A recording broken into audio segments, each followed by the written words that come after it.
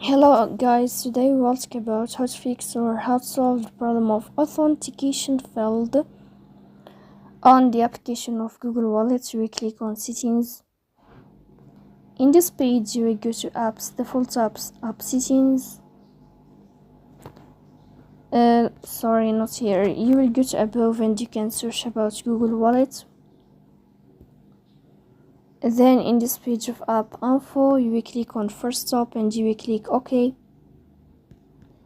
Here you will enter to the window of storage.